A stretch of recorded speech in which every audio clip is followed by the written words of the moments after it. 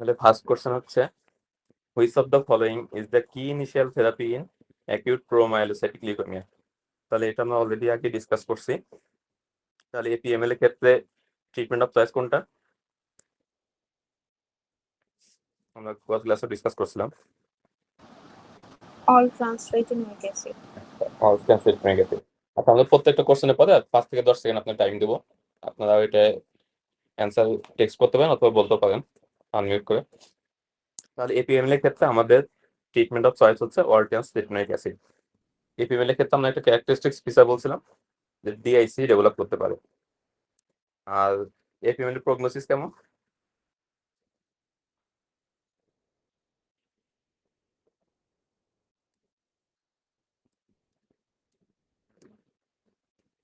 লিউকেমিয়ার মধ্যে সব থেকে প্রগনোসিস ভালো হচ্ছে এপিএমএল এর, গুড প্রগনোসিস। ওকে, তাহলে এপিএমএল থেকে একটু জানলে হবে। এপিএমএল এ একটা ট্রান্সলোকেশন হয়, ক্রোমোজোমাল ট্রান্সলোকেশন। কত কত ক্রোমোজোমের মধ্যে হয়?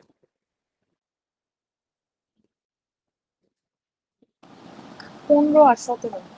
15 আর 17। ওকে, তাহলে আমরা নেক্সট কোশ্চেনে যাই। Which one of the following features or underlying conditions is most likely to be associated with MHA? তাহলে এটাই অনেক সময় MAHO লেখে অথবা MHO লেখে, মাইক্রোএনজিওপ্যাথিক হিমোলাইটিক অ্যানিমিয়া। তাহলে হিমোলাইটিক অ্যানিমিয়ার ভিতরে আমরা পড়ছিলাম যে মাহা অনেকগুলো কজ আছে। You review a woman who is 34 weeks pregnant. She is noted on routine blood testing to be anemic with a raised unconjugated bilirubin. You suspect that she may have microangiopathic hemolytic anemia. Which one of the following features or underlying condition is most likely to be associated with MHA?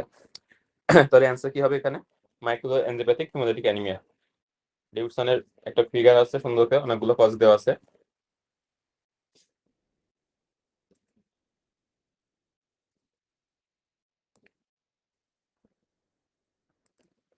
তাহলে এখানে option আছে HELLP syndrome, ITP, তারপর normal platelet count, normal reticulocyte count, আর হচ্ছে normal unconjugated bilirubin. তাহলে মাইক্রোএনজিওপ্যাথিক haemolytic অ্যানিমিয়ার cause কি মনে আছে? এটা এমসিকিউ এর জন্য লাগবে।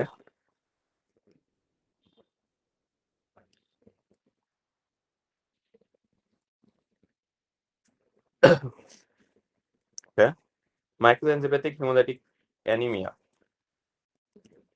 এর কজের মধ্যে একটা হচ্ছে থ্রোম্বোটিক মাইক্রোএনজিওপ্যাথিস, এর মধ্যে আছে হাস, টিটিপি আর ডিআইসি।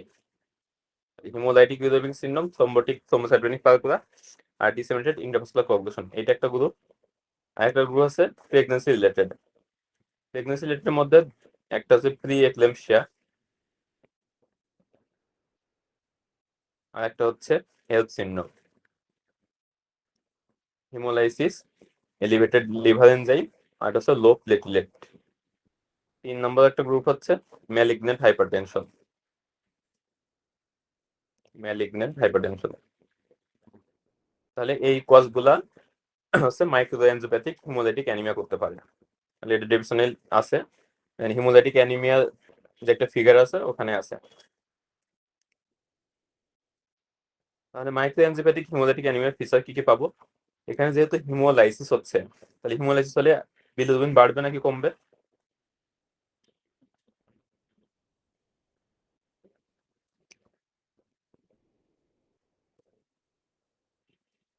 তাহলে এখানে হিমোলাইসিস জন্য হিমোগ্লোবিনটা কমবে, আনকনজুগেটেড বিলিরুবিন বাড়বে।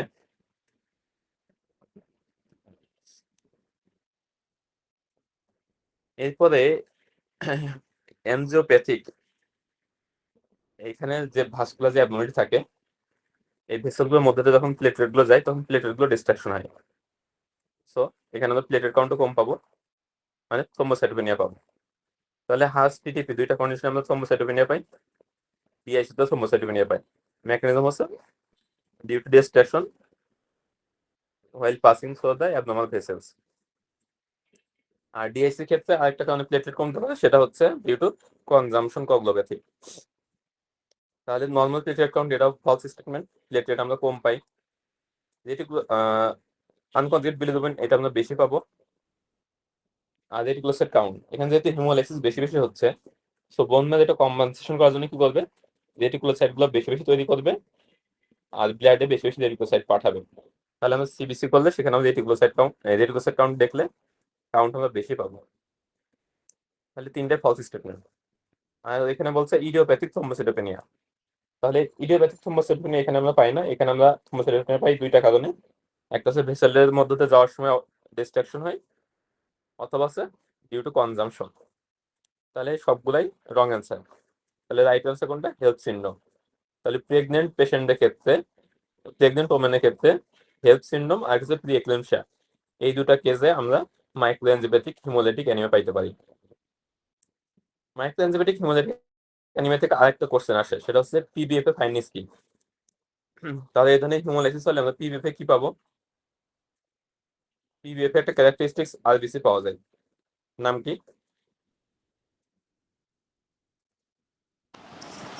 সিস্টোসাইট। হিস্টোসাইড, right answer. তাহলে আমরা পিবিএফ করলে পাবো হচ্ছে আরবিসি ফ্র্যাগমেন্টেড আরবিসি একটা নাম হচ্ছে সিস্টোসাইট। তাহলে অনেক সময় হিমোলাইটিক ইউরেমিক সিন্ড্রোম বা টিটিপি বা ডিআইসি বা হেলথ সিন্ড্রোমে অনেক সময় পরীক্ষা কোশ্চেন দিতে পারে যেখানে আমি পিবিএফ করলে কি ধরনের সেল পাবো। তাহলে সিস্টোসাইট বা ফ্র্যাগমেন্টেড আরবিসি পাবো। এরপর আসি next question, which one of the following is the target for immunotherapy in lymphoma. এটা এফএস জন্য একটু কঠিন কোশ্চেন হয়ে যায়, তবে এমআরসিপির জন্য কোশ্চেন খুবই কমন কোশ্চেন। তা লিম্ফোমাতে আমরা যে কেমোথেরাপি ইউজ করি এর মধ্যে একটা হচ্ছে আর্টসপ থেরাপি, মোস্ট কমন। আর্টসপের মধ্যে কি কি থাকে, একটা থাকে হচ্ছে রিটুক্সিম্যাব, তারপর সিটোসাইক্লোফসমাইড, তারপর হচ্ছে হাইড্রোক্সিড্যানোরুবিসিন বা ডক্সোরুবিসিন, ওতে হচ্ছে অঙ্কোভিন বা ভিনক্রিস্টিন, আর পিতে হচ্ছে প্রেডনিজোলভ। তাহলে এর মধ্যে একটা হচ্ছে রিটুক্সিম্যাব, সরি কোথায় গেল। তাহলে লিম্ফোমার কেমোথেরাপির একটা ইম্পর্টেন্ট ড্রাগ আমরা বলছি রিটুক্সিম্যাব। রিটুক্সিম্যাবের মেকানিজম অফ অ্যাকশন কি মনে আছে, কেউ বলতে পারবেন? রিটুক্সিম্যাবের মেকানিজম অফ অ্যাকশন,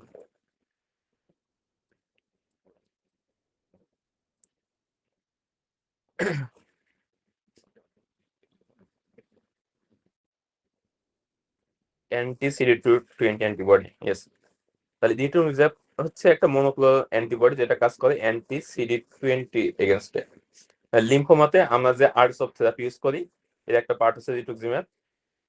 এই রিটুক্সিম্যাবটা কাকে টার্গেট করে, CD20 সেলকে। এই কারণে আমরা যদি কোনো পেশেন্টের লিম্ফোমা ডায়াগনোসিস করি, লিম্ফোম বায়োপসি করে, নেক্সট আমরা করি কি ইমিউনোফিনোটাইপিং করি। কেন করি, এইটা দেখার জন্য তার CD20 সেল পজিটিভ আছে কিনা। যদি ইমিউনোফিনোটাইপিং করে CD20 পজিটিভ পাই, তাহলে সেক্ষেত্রে আমরা রিটুক্সিম্যাব অ্যাড করবো কেমোথেরাপিটা। তাহলে লিম্ফোমার কেমোথেরাপি হচ্ছে আর্টসপ থেরাপি দিই। রিটুক্সিম্যাব কাজ করে কিভাবে, অ্যান্টি CD20 মনোক্লোনাল অ্যান্টিবডি হিসেবে। লিম্ফোমার ক্ষেত্রে আমাদের ডায়াগনস্টিক টেস্ট হচ্ছে লিম্ফ নোড বায়োপসি, দেন হচ্ছে ইমিউনোফিনোটাইপিং। তাহলে এই কোশ্চেনগুলো পরীক্ষার ক্ষেত্রে আসতে পারে।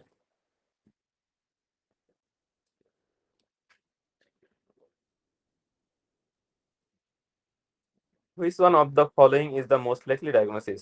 A 70-year-old girl from Nigeria who recently immigrated to England has been referred by her GP because she looks anemic.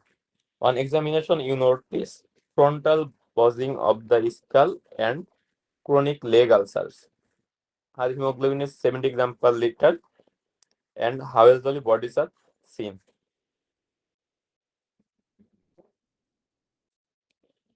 এটা ডায়াগনোসিস কি হবে, পেশেন্টের ইয়ং পেশেন্ট, অ্যানিমিয়া আছে, লেগ আলসার আছে, ফ্রন্টাল বজিং আছে, আর হচ্ছে হাওয়েল-জলি বডি আছে।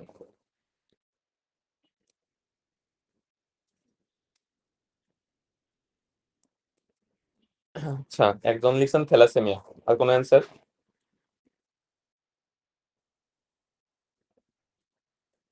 Sickle cell. আচ্ছা, এই কোশ্চেনগুলোর ক্ষেত্রে একটু বলি, এটা হচ্ছে এমআরসিপি কোশ্চেন, তো এইগুলোর ক্ষেত্রে রিজিয়ন খুবই ইম্পর্টেন্ট। নাইজেরিয়া, ইটালি, মেডিটেরিয়ান বিভিন্ন এরিয়া দিয়ে দেয়। এখন এরিয়া মনে রাখাটা খুবই ডিফিকাল্ট। সো এই ক্ষেত্রে মানে আমি যেটা করতাম সেটা হচ্ছে কোশ্চেনটা খুব ভালো করে পড়তে হবে, তাহলে এরিয়াটা অত বেশি মানে খুব বেশি ইম্পর্টেন্স লাগে না সব পোর্শনের ক্ষেত্রে। তাহলে এখানে একটা জিনিস দেখেন, পেশেন্টে অ্যানিমিয়া আছে, ফ্রন্টাল বজিং অফ ডিসকাল আছে। ফ্রন্টাল বজিং কখন হয়? তাহলে আমরা রিমোটোলজির পড়ছিলাম যে অ্যাডাল্ট পেশেন্ট গুলার যে হেমাটোপয়েসিস হয় এটা কোথা থেকে হয়? স্কাল, বোন ম্যারো, তারপর হচ্ছে স্টার্নাম, ভার্টিব্রা, এগুলা থেকে। তাহলে যখন কোনো পেশেন্টের এক্সেসিভ বোন ম্যারো অ্যাক্টিভেশন হবে, ইউজুয়ালি হয় যখন পেশেন্টের হিমোলাইসিস হয়, তাহলে তখন বোন ম্যারোটা বেশি বেশি কাজ করে। যে জায়গাগুলো থেকে হেমাটোপয়েসিস হয় সেই জায়গাগুলো হাইপারপ্লেসিয়া হয়, ওই জায়গাগুলো সাইজ বড় হয়ে যায়। ফ্রন্টাল বজিং অফ স্কাল হতে পারে, রিপ গুলো বড় দেখা যেতে পারে। তার মানে এটা আসলে ইন্ডিকেট করে যে বোন ম্যারোটা বেশি বেশি অ্যাক্টিভিটি হইতেছে। এবার আসে ক্রনিক লেগ আলসার। তাহলে থ্যালাসেমিয়ার সাথে আসলে লেগ আলসারটা রিলেটেড করা যায় না। আর অ্যানিমিয়া যেটা, এখানে যে কটা কজ আছে সবগুলোর ক্ষেত্রে অ্যানিমিয়া হতে পারে। এর মধ্যে মায়োলোমাটা বাদ যাবে কেন? পেশেন্টের বয়সের কারণে। 17 বছর বয়সে একটা পেশেন্ট আমরা মায়োলোমা চিন্তা করি না। এর পাশে বাকি যেগুলো acute lymphoblastic, lymphocytic leukaemia, aplastic anaemia, sickle cell disease, thalassaemia, সবগুলোতে অ্যানিমিয়া হতে পারে। তাহলে এখানে ডিফারেন্সিয়েটিং পয়েন্ট হচ্ছে দুইটা, একটা হচ্ছে হায়োজলি বডি। আচ্ছা আরেকটা বলি, তাহলে ফ্রন্টাল বজিং বলছিলাম যে due to excessive activity of the bone marrow. তাহলে অ্যাপ্লাস্টিক অ্যানিমিয়ার ক্ষেত্রে বোন ম্যারোটা থাকে হাইপো অ্যাক্টিভ, সো এটা বাদ গেল। এখন হায়োজলি বডি আমরা কোথায় পাই? একটা স্পেসিফিক কন্ডিশন আমরা হায়োজলি বডি পাই, এটা হচ্ছে হাইপোস্প্লেনিজম।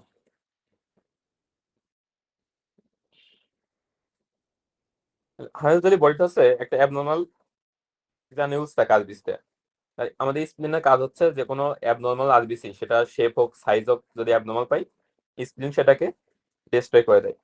কোনো পেশেন্টের যদি হাইপোস্প্লিনিজম হয়, মানে স্প্লিনের যদি ফাংশনটা কমে যায়, অথবা যদি পেশেন্ট স্প্লিনেক্টমি করা হয়, তাহলে সেক্ষেত্রে কি হবে? অ্যাবনর্মাল যে আরবিসি গুলো আছে সেগুলো বডি থেকে রিমুভ করতে পারবে না। এই কারণে হাইপোস্প্লিনিজম বা স্প্লিনেক্টমি পেশেন্টগুলোর ক্ষেত্রে আমরা হায়োজলি বডি পাই। তাহলে এখানে দেখতে হবে যে অপশনগুলো দেওয়া আছে এর মধ্যে হাইপোস্প্লিনিজম কোনটা করে। তাহলে অ্যাকিউট লিম্ফোসাইটিক লিউকেমিয়া, সিকল সেল ডিজিজ এবং থ্যালাসেমিয়া, এই তিনটার মধ্যে হাইপোস্প্লিনিজম করে কে? সিকল সেল ডিজিজ। তাহলে সিকল সেল ডিজিজ দিয়ে আপনি বাকি সবগুলো মিলাইতে পারবেন। সিকল সেল ডিজিজে কেন হাইপোস্প্লিনিজম হয়? সিকল সেল ডিজিজের একটা কমন প্রেজেন্টেশন হচ্ছে ভ্যানো অক্লুসিভ ক্রাইসিস, মানে বিভিন্ন যে অর্গান গুলো আছে বা বোনস আছে এগুলাতে ভেসেল গুলো অবস্ট্রাকশন হয়, সাপ্লাই কমে যায়। তাহলে স্প্লিনেও একই ঘটনা ঘটবে। তাহলে রিকারেন্ট যদি সিকল সেলের অ্যাটাক হয় তাহলে কি হবে? স্প্লিন রিকারেন্ট হাইপোক্সিয়া, ইসকেমিয়া হবে এখানে। তাহলে এরকম রিকারেন্ট ইসকেমিক ইভেন্ট হইতে হইতে একসময় কি হবে? স্প্লিনটা ইনফেকশন হয়ে যাবে, হাইপোস্প্লিনিজম হবে। এই জন্য সিকল সেল অ্যানিমিয়ার ক্ষেত্রে আমরা এই ধরনের হায়োজলি বডি পেতে পারি। অপরদিকে লেগ আলসারটা কেমন এক্সপ্লেন করা যায়? সেটা হচ্ছে এখানেও একই। সিকল সেল ডিজিজে কি হয়? সিকেলিং হয়, বিভিন্ন ভেসেলগুলো অবস্ট্রাকশন হয়, মেইন প্যাথোলজি এটা। তাহলে লেগ আলসার একই কারণ হবে, এখানে ভেসেলগুলো অবস্ট্রাকশন হবে, লেগে ব্লাড সাপ্লাই কমে যেতে পারে, সেখান থেকে লেগ আলসার ডেভেলপ করতে পারে। তাহলে এটা অ্যান্সার হবে সিকল সেল ডিজিজ। থ্যালাসেমিয়াতে আপনি ফ্রন্টাল বজিং এক্সপ্লেন করতে পারবেন, অ্যানিমিয়া এক্সপ্লেন করতে পারবেন, কিন্তু হায়োজলি বডি বা হাইপোস্প্লেনিজম আর ক্রনিক লেগ আলসার এই দুটা জিনিস থ্যালাসেমিয়াতে এক্সপ্লেন করা যাবে না এখানে। আর নাইজেরিয়া যেটা, এটা এমআরসিপি কোশ্চেন গুলোতে বিভিন্ন কান্ট্রি বা এরিয়া মেনশন করা থাকে, কারণ ওই এরিয়াগুলোতে ডিজিজ গুলোর প্রিভ্যালেন্স বেশি থাকে। তো এরিয়া যদি মুখস্থ না করতে পারেন সেক্ষেত্রে বাকি সিনারিওটা ভালো করে খেয়াল করতে হবে কি বলতেছে। তাহলে এটা অ্যান্সার আছে সিকল সেল ডিজিজ।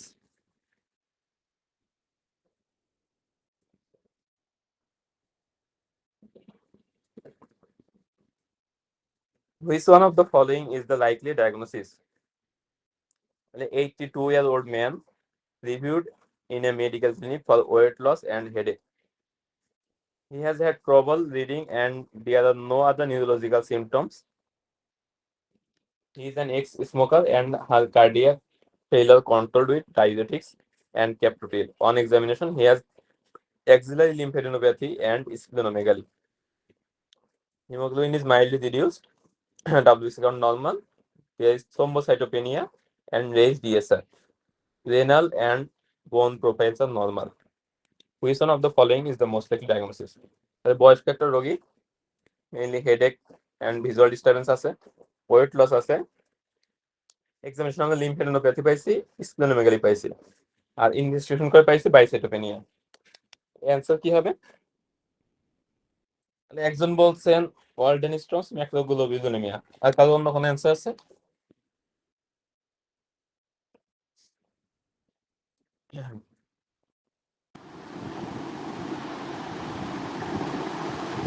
তাহলে এটা আমরা হচ্ছে হেমাটোলজি ক্লাসে ডিসকাস করছি।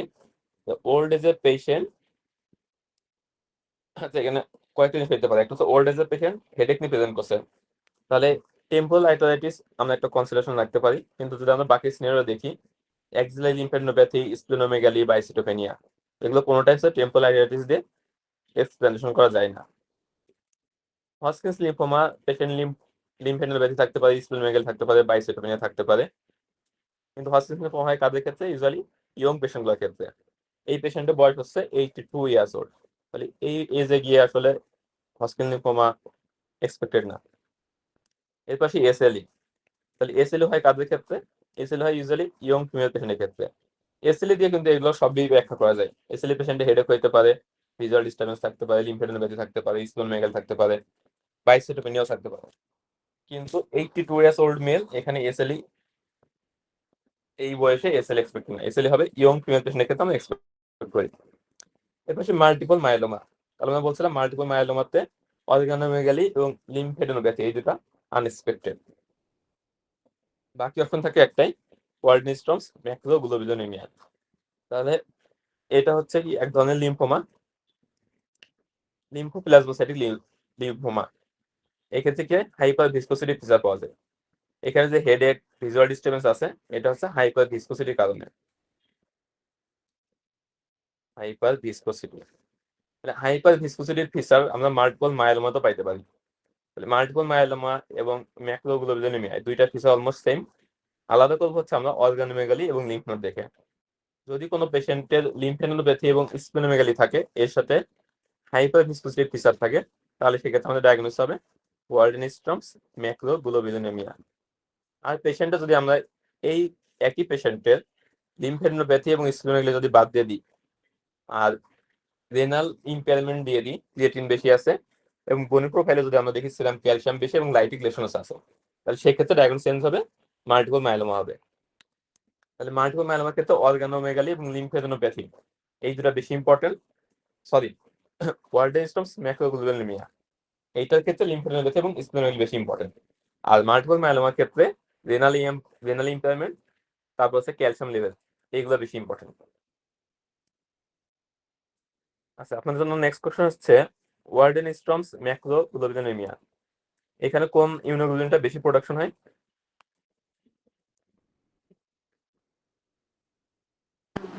IgM. IgM, yes, right answer. তাহলে মাল্টিপল মায়োলোমাতে আমাদের বেশি প্রোডাকশন হবে আইজিজি, আর ওয়ার্ডেনস্ট্রমস এর ক্ষেত্রে আইজিএম।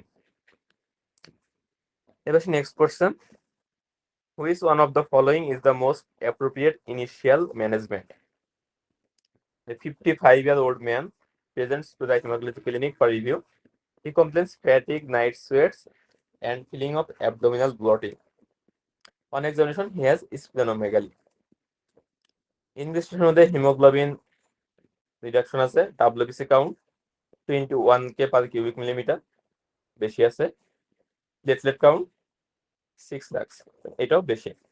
বোন marrow examination is suggestive of chronic myeloid leukaemia and Philadelphia chromosome is positive. তাহলে সিএমএল এর পেশেন্ট ফিলাডেলফিয়া ক্রোমোসোম পজিটিভ আছে, আমাদের ফার্স্ট লাইন ট্রিটমেন্ট কি হবে? Imatinib. ইমাটিনিব। ইমাটিনিবের মেকানিজম অফ অ্যাকশন কি? Tyrosine kinase inhibitor. Tyrosine kinase inhibitor, excellent. তাহলে CML এর ক্ষেত্রে আমাদের ফার্স্ট লাইন ট্রিটমেন্ট হচ্ছে টাইরোসিন কাইনেজ ইনহিবিটর। এখানে যে রেসিপ্রোকাল ট্রান্সলোকেশন হয় ক্রোমোজোমাল, ক্রোমোজোম 9 এন্ড ক্রোমোজোম 22 এর মধ্যে, এর মাধ্যমে প্রোডাকশন হয় টাইরোসিন কাইনেজ। এই টাইরোসিন কাইনেজকে আমরা ইনহিবিট করে সিএমএল এর ট্রিটমেন্ট করি। টাইরোসিন কাইনেজ ইনহিবিটরের এখানে অনেকগুলো নাম আছে, ইমাটিনিব, নিলোটিনিব, পনাটিনিব এন্ড ডেসাটিনিব। এর মধ্যে ফার্স্ট লাইন আছে ইমাটিনিব। তাহলে আমরা সিএমএল এর ক্ষেত্রে ইনিশিয়াল ম্যানেজমেন্ট করি first line tyrosine kinase inhibitor দিয়ে, যেটা ইমাটিনিব নামে পাওয়া যায়। বাকি যেগুলো আছে সেগুলো সেকেন্ড লাইন বা থার্ড লাইন থেরাপি হিসেবে ইউজ হয়। তাহলে পরীক্ষার জন্য আমাদের ফার্স্ট লাইনটা জানলে হবে।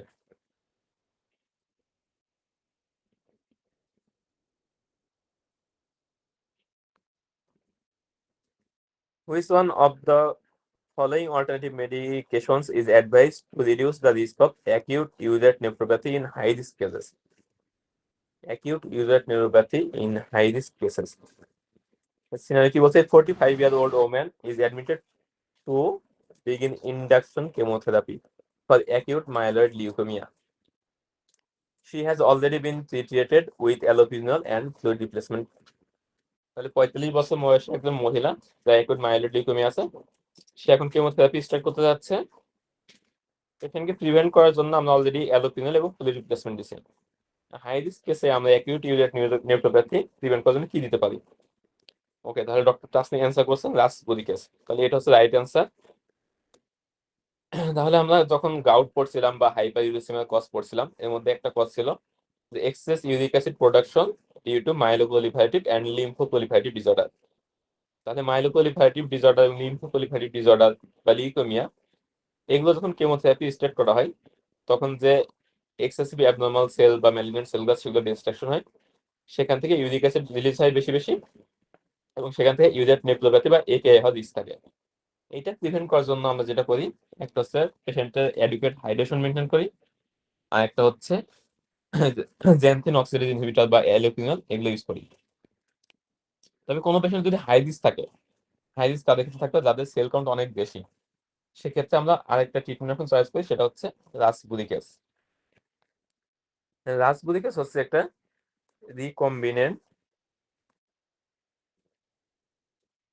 Urate oxidase enzyme. এটার কাজ কি? এটা হচ্ছে ইউরিক অ্যাসিডকে কনভার্ট করে অ্যালান্টয়েন নামক একটা সাবস্টেন্স তৈরি করে। অ্যালান্টয়েন নতুন যে সাবস্টেন্সটা তৈরি হচ্ছে, এটা কি ইনঅ্যাক্টিভ ফল এবং খুব দ্রুত হচ্ছে রেনাল এক্সক্রিশন হয়, ফলে ইউরিক অ্যাসিডটা কমে যায়। রাসবুরিকের একটা অ্যাডভান্টেজ হচ্ছে এটা rapid onset of action.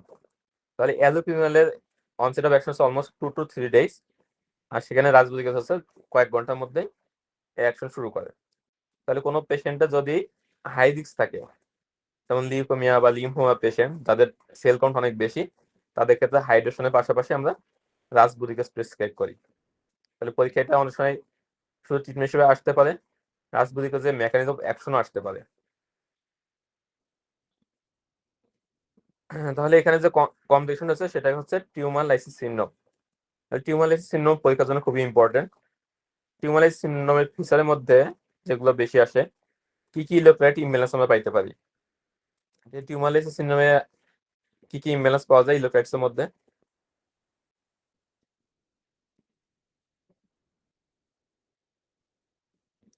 Potassium কি পাবো, বেশি নাকি কম পাবো?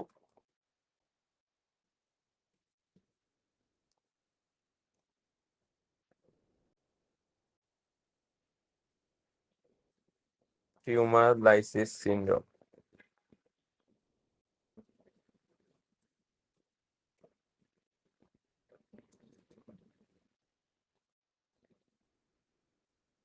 তাহলে কোনো পেশেন্টের যদি এরকম হাই সেল কাউন্ট থাকে, তাদেরকে যদি আমরা কেমোথেরাপি দিই, তাহলে এদের একটা কমপ্লিকেশন হতে পারে tumour lysis syndrome. Tumour lysis syndrome যদি কোনো পেশেন্ট ডেভেলপ করে, সেক্ষেত্রে ইন্টারসেলুলার যে কম্পোনেন্ট গুলো আছে সেগুলো বেশি পাবো, সেলগুলো ডিস্ট্রাকশন হবে, সেলের ভিতরে কন্টেন্ট গুলো বাইরে চলে আসবে। তাহলে পটাশিয়াম আমরা বেশি পাবো, ফসফেটটা বেশি পাবো, এরপর হচ্ছে ইউরিক অ্যাসিড বেশি পাবো।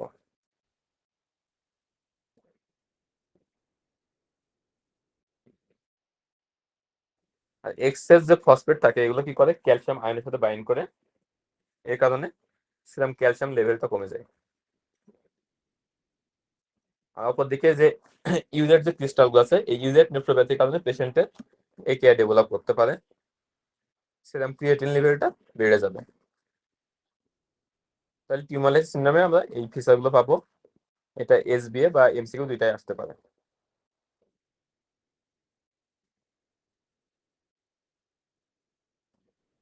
এরপর next question, which of the following is the most likely cause of a presentation? Presentation কি আছে দেখি। 22-year-old woman with a history of hereditary spherocytosis presents to the emergency department with shortness of breath, severe lethargy. Over the past few days, she has also been suffering from flu-like symptoms, joint pain, and flat sick. One of our children has also been ill recently with flu-like symptoms and similar flash face. On examination, BP normal, pulse normal and regular. She has higher temperature. Her cheeks look flushed with an erythematous rash.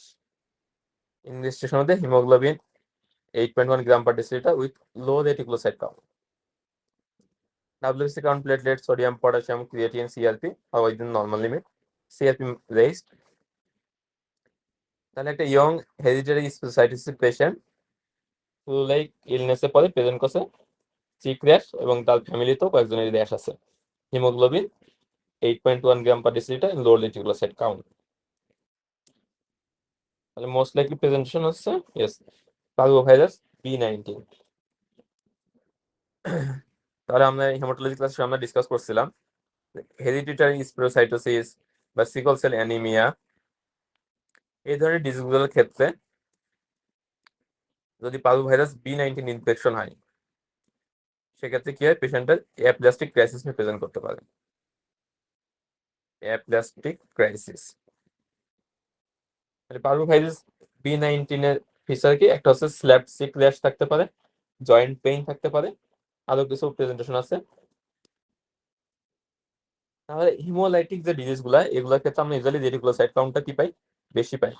তবে কোনো patient যদি পার্ভোভাইরাস B19 infection হয় সেক্ষেত্রে পেশেন্টের aplastic crisis develop করবে, reticulocyte কাউন্টটা কমে যাবে। তাহলে এখানে কজ হচ্ছে পার্ভোভাইরাস B19 আর এখানে ডায়াগনোসিস বা যে ডিজিজটা আছে সেটা হচ্ছে aplastic crisis.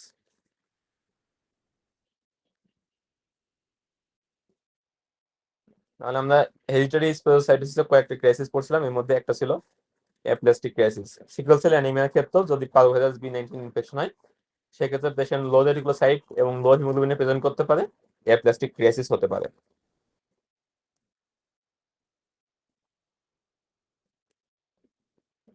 Next question, which vitamin deficiency is most likely to have contributed to his bleeding? এটা সিনারি পড়া দরকার নেই, তাহলে কোন ভিটামিন ডেফিসিয়েন্সিতে আমরা ব্লিডিং পাইতে পারি? অপশন আছে A, B, C, D R K। তাহলে প্রত্যেকটা ভিটামিন ডেফিসিয়েন্সি অনেকগুলো ফিচার নিয়ে আসতে পারে, তো পরীক্ষার জন্য ইম্পর্টেন্ট কয়েকটা আছে। হ্যাঁ, রাইট অ্যান্সার আছে ভিটামিন K।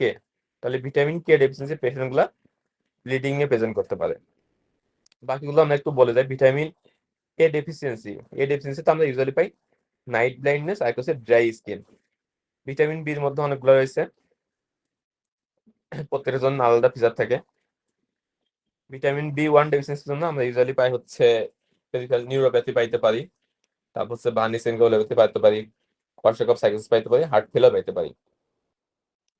ভিটামিন B2 খুব একটা আসে না। ভিটামিন B3 ডেফিসিয়েন্সির জন্য আমরা পাই হচ্ছে পেলাগ্রা, ডায়রিয়া, ডার্মাটাইটিস আর একটা হচ্ছে ডিমেনশিয়া, এই কম্বিনেশনকে বলা হয় পেলাগ্রা। এটা ভিটামিন B3 ডেফিসিয়েন্সিতে পাইতে পারি। এরপর আসে vitamin B6 deficiency peripheral neuropathy করতে পারে, আর ভিটামিন B12 ডেফিসিয়েন্সি হলে পেরিফেরাল নিউরোপ্যাথি, অপটিক অ্যাট্রফি আর একটা হচ্ছে সাবএকুট কম্যান্ডিজেশন হতে পারে, মেগালোব্লাস্টিক অ্যানিমিয়া প্রেজেন্ট করতে পারে। যদি পেশেন্টের ভিটামিন ডি ডেফিসিয়েন্সি হয় সেক্ষেত্রে আমরা প্রক্সিমাল মাসল উইকনেস এবং জেনারেলাইজড বডি একনে প্রেজেন্ট করতে পারে পেশেন্ট। আর ভিটামিন কে ডেফিসিয়েন্সি হলে ব্লিডিং ম্যানিফেস্টেশনে প্রেজেন্ট করে। তাহলে প্রত্যেকটা ভিটামিন ডেফিসিয়েন্সির ফিচারগুলো পড়তে হবে, পরীক্ষা সিঙ্গেল বেস্টের জন্য important. Next question, what is the appropriate initial management of this patient?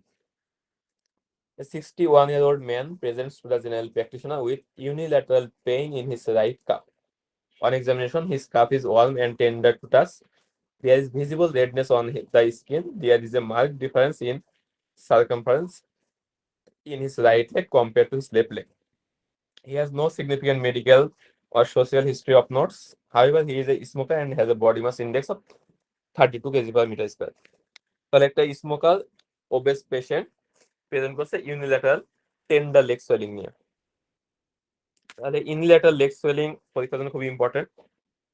Unilateral leg swelling এর আমাদের কয়েকটা ডিফারেন্সিয়াল আসবে পরীক্ষা, যেটা কমনলি আসে সেটা হচ্ছে একটা ডিভিটি, 2 নম্বরে হচ্ছে সেলুলাইটিস, দেন হচ্ছে রাপচার্ড বেকার cyst,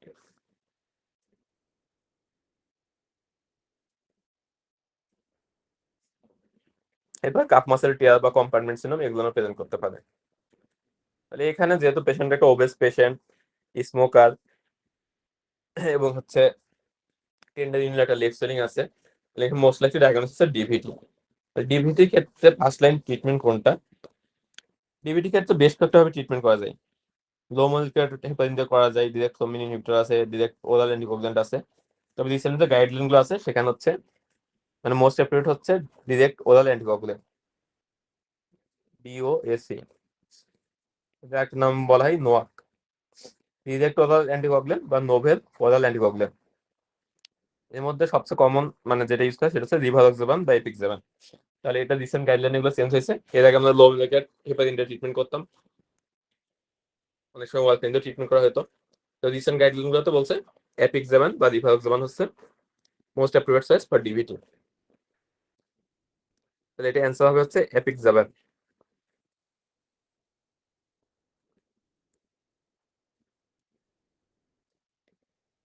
Which one of the following is the most likely long-term risk after splenectomy? তাহলে একটা স্প্লেনেক্টমি পেশেন্টের মোস্ট লাইকলি কমপ্লিকেশন কি হতে পারে? এটা কোশ্চেন পড়ার দরকার নাই, এখানে তো পড়ে হয়ে যাবে। অপশন আছে anaemia, cancer, infections, liver fibrosis, lymphoma. Answer কি হবে তাহলে? স্প্লেনেক্টমি পেশেন্টের মোস্ট লাইকলি কমপ্লিকেশন কি হতে পারে? C, infection. তাহলে কোন পেশেন্টের স্প্লেনেক্টমি করলে পেশেন্টগুলো মোস্টলি কমপ্লিকেশন হতে পারে রিকারেন্ট ইনফেকশন। ইউজুয়ালি ক্যাপসুলেটেড যে অর্গানিজম গুলো আছে সেগুলোতে বেশি ইনফেকশন হয়। Which one of the following represents the primary mechanism of action of low molecular heparin? তাহলে লো মলিকুলার হেপারিনের মেকানিজম অ্যাকশন কি? আমরা অনেকবার ডিসকাস করছি এটা। অ্যান্টিথ্রম্বিনের সাথে বাইন্ড করে। অ্যান্টিথ্রম্বিন এর সাথে বাইন্ড করে। তাহলে অ্যান্টিকোয়াগুল্যান্ট, অ্যান্টিপ্লেটলেট এগুলো মেকানিজম অ্যাকশন পরীক্ষায় অলমোস্ট প্রতিবারই আসে। তাহলে এখানে মেকানিজম অ্যাকশন গুলো পড়ে দেখা লাগবে। তো বসা।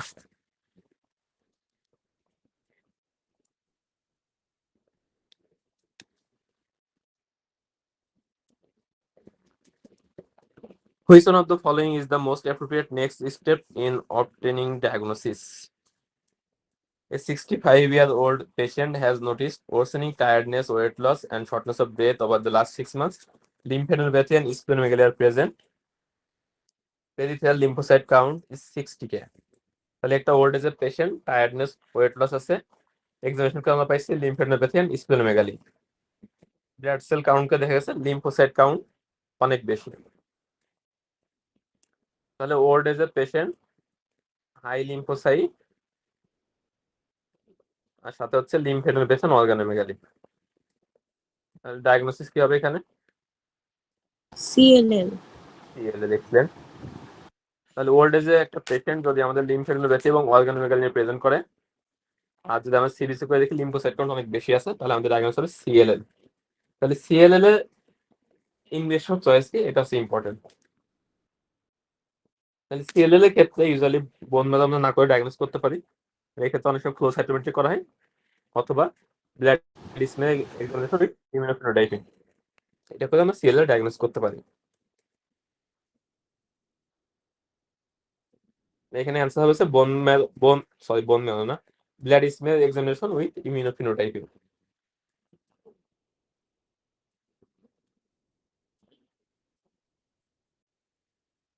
Which investigation is most appropriate to demonstrate the likely cause of anemia? তাহলে কি বলতেছে? A 73-year-old man with diagnosis of chronic lymphocytic leukemia is followed up in the clinic. He has become increasingly breathless over last 3 months but has no other symptoms and is on no medication. On examination, he is pale and has bilateral cervical inguinal lymphadenopathy and a firm 5 cm splenomegaly.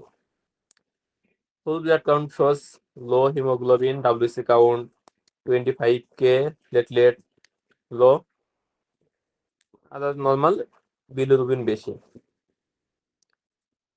তাহলে CLL এর patient, সে কোনো treatment পাচ্ছে না, এখন patient present করছে anaemia নিয়ে।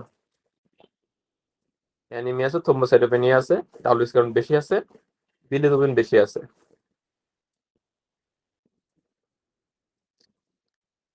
তাহলে anaemia cause বের করার জন্য আমরা এখন কি টেস্ট করতে পারি, এটা হচ্ছে কোশ্চেন।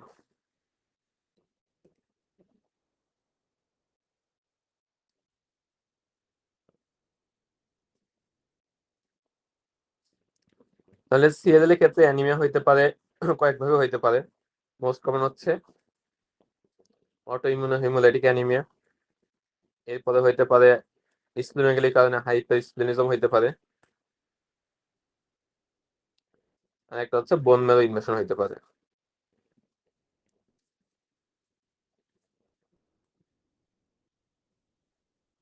এখানে এখানে একটা ক্লু দিছে যে তার বিলিরুবিন বেশি আছে। বিলিরুবিন বেশি পাবো কোথায়, যদি পেশেন্টের অটোইমিউন হিমোলাইটিক অ্যানিমিয়া বা হিমোলাইসিস হয়। তাহলে অটোইমিউন হিমোলাইটিক অ্যানিমিয়া দেখার জন্য আমরা কি টেস্ট করি, অটোইমিউন হিমোলাইসিস দেখার জন্য। এখানে অপশন কি হবে ভাইয়া? এখানে অপশন আছে bone marrow aspirate, auto antibody profile, erythropoietin level, antiglobulin test, একটা আছে ইউরিনারি হিমোসিডারি। এখানে হবে না, এটা তো ডেফিনিটিভ যে autoimmune haemolytic anaemia intravascular haemolysis হচ্ছে। আচ্ছা, আমরা হচ্ছে হিসেব পড়ছিলাম হিমোলাইটিক অ্যানিমিয়া পড়ার সময় ডিসকাস করছিলাম যে অটোইমিউন হিমোলাইটিক অ্যানিমিয়া দুই ধরনের হতে পারে, একটা হচ্ছে ওয়ার্ম অ্যান্টিবডি আর একটা হচ্ছে কোল্ড অ্যান্টিবডি। এর মধ্যে ওয়ার্ম অ্যান্টিবডি যেটা সেটা হয় এক্সট্রাভাস্কুলার হিমোলাইসিস, কোল্ড অ্যান্টিবডিটা হয় ইন্ট্রাভাস্কুলার হিমোলাইসিস। সিএলএল যেটা হয় ইউজুয়ালি ওয়ার্ম অ্যান্টিবডি ফর্মেশন হয়। এইখানে আসলে মানে কোশ্চেনটা একটু সহজ করা যায় তো, আমরা হচ্ছে যে অটোইমিউন হিমোলাইটিক অ্যানিমিয়া দেখার জন্য কুম টেস্ট করি তাই না, কুমস টেস্ট। তাহলে কুম টেস্টে আরেকটা নাম হচ্ছে অ্যান্টিগ্লোবুলিন টেস্ট। এমআরসি পরীক্ষাগুলো অনেক সময় কাছে ইংলিশের নাম একটু ঘুরাই দেয়, যে কারণে কোশ্চেনটা বেশি কঠিন হয়ে গেছে। কুম টেস্ট দিলে আর সহজ হতো। তাহলে অটোইমিউন হিমোলাইসিস দেখার জন্য আমরা কুম টেস্ট করি, কুম টেস্টেরই একটা নাম হচ্ছে অ্যান্টিগ্লোবুলিন টেস্ট। তাহলে এখানে অ্যান্সার হচ্ছে অ্যান্টিগ্লোবুলিন টেস্ট।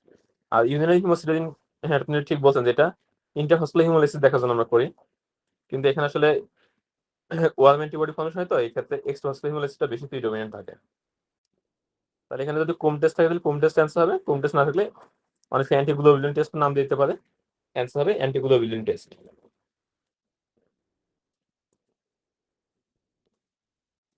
মানে কিছু কিছু ইনভেস্টিগেশনে অনেক সময় অন্য নাম থাকে, তাহলে ওই নামগুলো একটু জানতে হবে আর কি। What is the most likely diagnosis, 63-year-old man from Ghana presents with back ache, lethargy and thirst. ESR raised, normochromic normocytic anaemia. তাহলে ওল্ড এজে একটা পেশেন্ট ব্যাক পেইন এবং থার্স্ট নিয়ে প্রেজেন্ট করছে, পেশেন্টে অ্যানিমিয়া আছে, ইএসআর বেশি আছে। ডায়াগনোসিস কি হবে?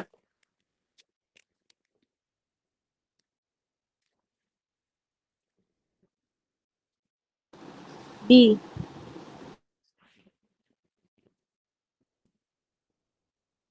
আর কেউ?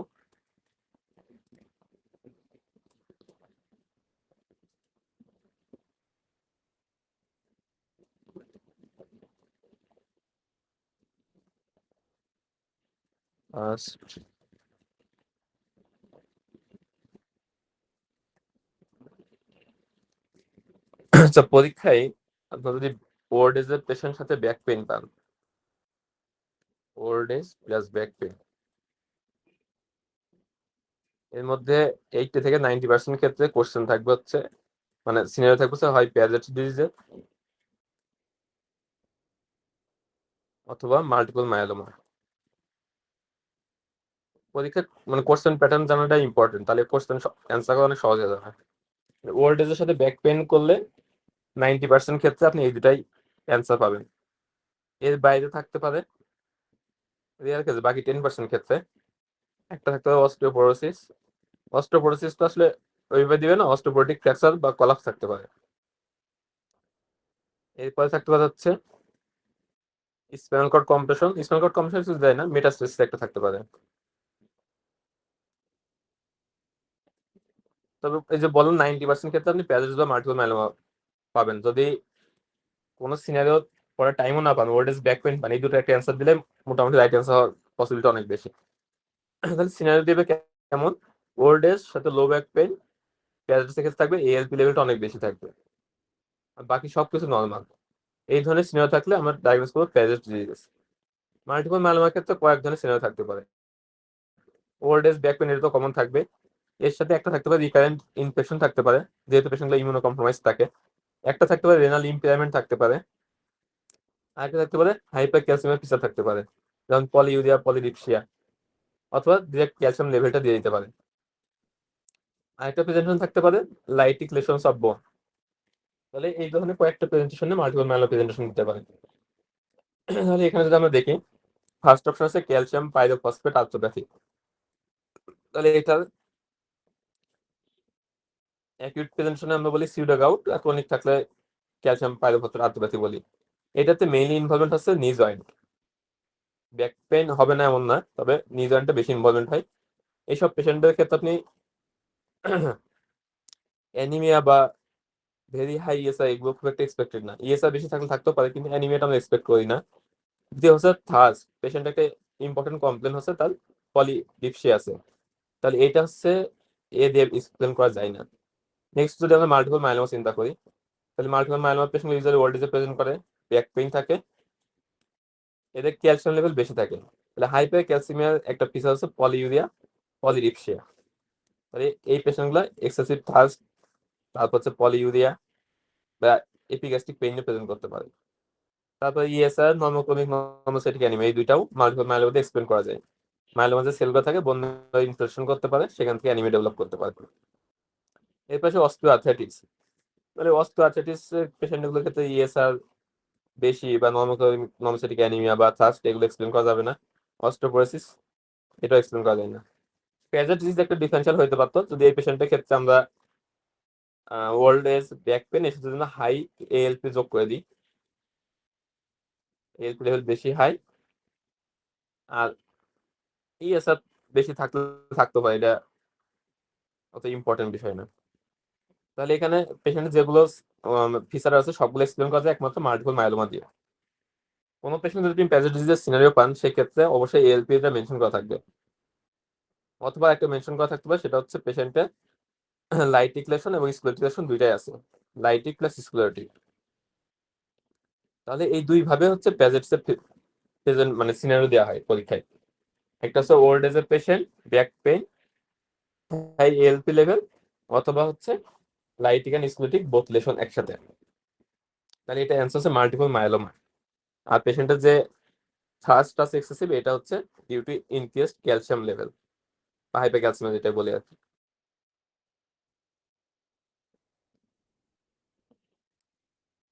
এরপর next question, which one of the following is the most appropriate next line management?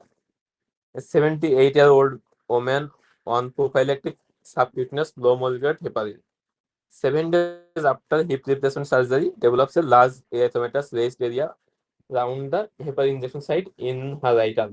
The following day, this has enlarged, has a black necrotic center, and a full blood count check reveals platelet count only 33. Other test shows a positive antibody test for platelet factor 4 heparin complex antibodies, which confirms the diagnosis of heparin-induced thrombocytopenia type 2. তাহলে heparin induced thrombocytopenia management, এটা আমরা বেশ কয়েকবার discuss করছি। কি হবে answer? অপশনের মধ্যে আছে change to an alternative form of low molecular heparin, stop heparin and commence a non heparinoid based anticoagulant, stop heparin and commence warfarin, stop heparin and observe, stop low molecular heparin and maintain on an unfractionated heparin infusion. তাহলে heparin induced thrombocytopenia management কি হবে? ওকে প্রভা, answer question B. Yes, এটা হচ্ছে right answer. তাহলে heparin induced thrombocytopenia যদি কোনো patient develop করে, আমাদের ফার্স্ট অপশন হবে হেপারিন বন্ধ করা, যে কোনো ধরনের হেপারিন হোক, আনফ্র্যাকশনেটেড হোক, তারপর লো মোলিকুলার হেপারিন হোক, যে কোনো হেপারিনের ক্ষেত্রে আবার এই ডেভেলপ করতে পারে, তাহলে হেপারিনটা বন্ধ করতে হবে। আর নন হেপারিন বেসড যে অ্যান্টিকোয়াগুল্যান্ট আছে সেগুলো আমাদেরকে চয়েস করতে হবে। তাহলে এখানে অ্যান্সার হচ্ছে বি। নন হেপারিনয়েড বেসড অ্যান্টিকোয়াগুল্যান্টের মধ্যে আমাদের চয়েস হতে পারে কয়েকটা। একটা হচ্ছে ডিরেক্ট অ্যান্টিকোয়াগুল্যান্ট যেটা আছে ড্যাবিগ্যাট্রান, ডিরেক্ট থ্রোম্বিন ইনহিবিটর ড্যাবিগ্যাট্রান, একটা আছে বিভিলারুডিন, আর একটা আমরা চয়েস করতে পারি সিনথেটিক হেপারিন যেগুলো আছে, এটা লাস্ট অপশন আর কি, ফন্ডাফেরিনাস নামে পাওয়া যায়।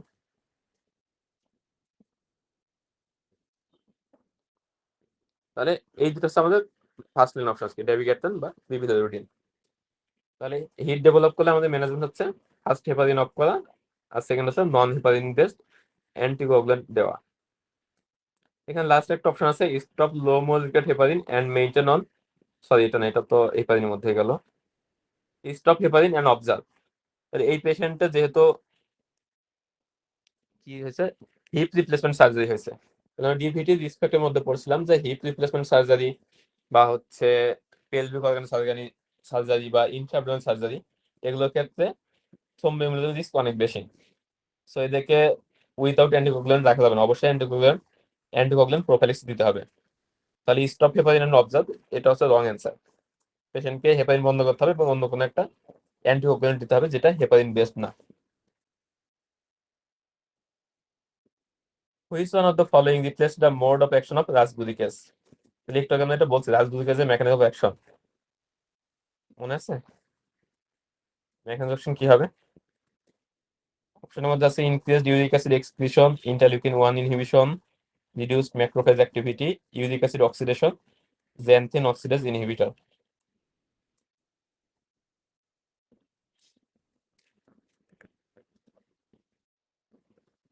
ডি, ইয়েস, এটা হচ্ছে রাইট অ্যান্সার।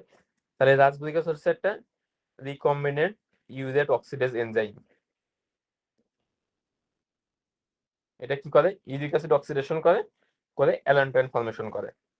তাহলে রাসবুরিকাসের মেকানিজম অ্যাকশন হচ্ছে ইউরিক অ্যাসিড অক্সিডেশন, আর অ্যালিউকিনিনের মেকানিজম অ্যাকশন হচ্ছে xanthine oxidase inhibitor. Interleukin 1 inhibitor আমরা পাচ্ছি অ্যানিকেন্দা নামে বা ক্যানানিকুমাব নামে একটা মনে আছে। আর ইউরিক অ্যাসিড এক্সক্রিশন বাড়ায় যে যেগুলো, যে প্রোবেন অ্যাসিড, এই যেগুলো এখন আসলে আমরা ইউজ করি না। তাহলে এই মেকানিজম অ্যাকশন গুলো একটু দেখে দেখেন।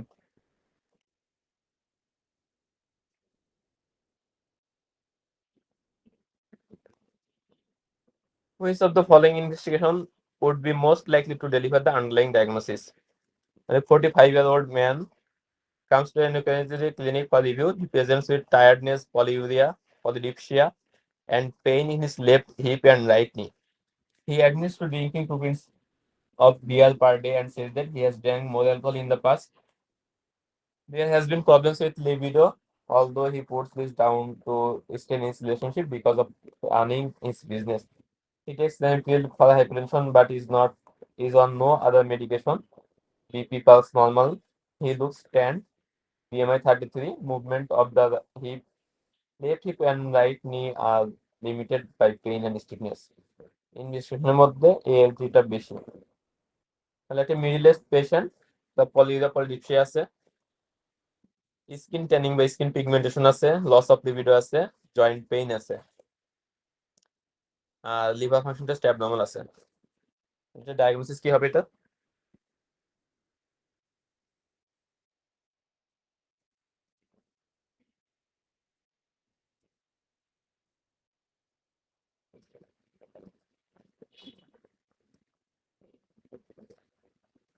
হিমোক্রোমাটোসিস।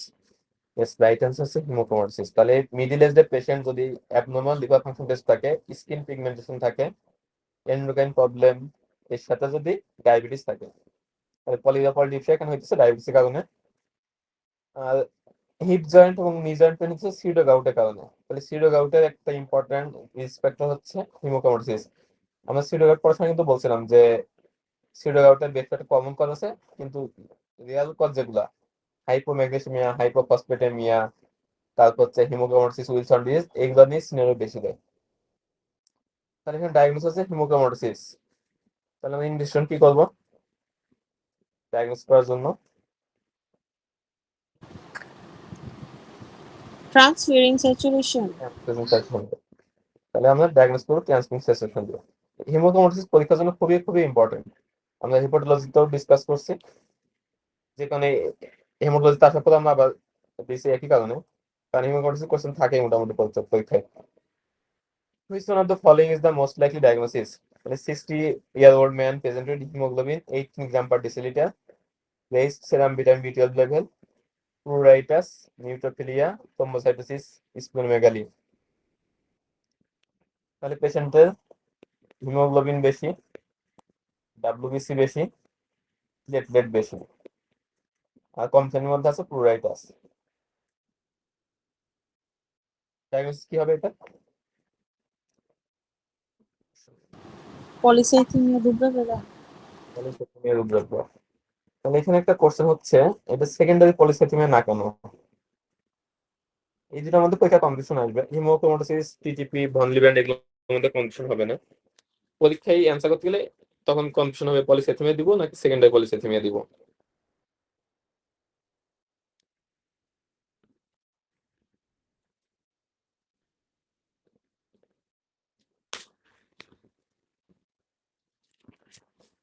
সেকেন্ডারি পলিসাইথেমিয়া না কেন, এটা পরীক্ষায় কেন, কিভাবে এক্সপ্লেন করবেন আর কি? এখানে আন্ডারলাইং ডিজিজ তো ভাইয়া কোনো ইন্ডিকেট দেয় না। এটা ইম্পর্টেন্ট। এখানে একটা যেটা ইম্পর্টেন্ট সেটা হচ্ছে নিউট্রোফিলিয়া, থ্রম্বোসাইটোসিস। এগুলা পলিসাইথেমিয়া রুব্রাভেরা যেটা বা ক্লেমি পলিসাইথেমিয়া, এগুলো দেখা যায় যে সবগুলা সেলই মাইলয়েড যে সিরিজ আছে সবগুলাতে বাড়ে। আর দ্বিতীয় একটা ক্লোজ সেকেন্ডারি আন্ডারলাইং কোনো কজের কথা এখানে বলা হয়নি। আর ভিটামিন বি12 এইগুলোর ক্ষেত্রে ইউজুয়ালি বেশি থাকে। এটা কারণ হচ্ছে মাইলোপলিফ্যাটিভ যে ডিসঅর্ডার গুলা, এগুলাতে ডাব্লিউবিসি সেল অনেক বেশি প্রোডাকশন হয়। ডাব্লিউবিসি সেলগুলা কি করে, বি12 এর একটা রিসেপ্টর এক্সপ্রেস করে, এই কারণে বেশি বেশি বি12 অ্যাবজর্পশন হয়। এটা এমআরসি পরীক্ষা অনেক সময় দেয় যে মাইলোপলিফ্যাটিভ ডিসঅর্ডার গুলোর ক্ষেত্রে বি12 লেভেল কেমন থাকবে। তাহলে এখানে বি12 লেভেল ইউজুয়ালি একটু বেশি থাকে। Which one of the following represents the best interval for giving pneumococcal vaccine? A 46-year-old woman has ITP. Although she responds initially to corticosteroid treatment, her platelet count is now falling again and is now 45K per cubic millimeter. You plan to proceed splenectomy. তাহলে এটা মুখস্থ করছেন, একটা patient স্প্লেক্টমি করবেন, তার নিউমোকল vaccine দেওয়ার জন্য best interval কোনটা। ডেভিডসন একটা বক্সে দেওয়া আছে স্প্লেক্টমি পেশেন্ট ম্যানেজমেন্টের। একটা এমসিকিউর জন্য ইম্পর্টেন্ট, এমআরসির জন্য তরফ ইম্পর্টেন্ট। এটা মুখস্থ করছেন, জানা থাকলে পারা যাবে, না জানা থাকলে আসলে পারা যাবে না। তাহলে ইলেকটিভ স্প্লেক্টমির ক্ষেত্রে ভ্যাকসিনেশনের আইডিয়াল টাইম হচ্ছে মিনিমাম 2 উইকস ইন্টারভাল থাকতে হবে, মানে অ্যাটলিস্ট 2 উইকস আগে দিতে হবে।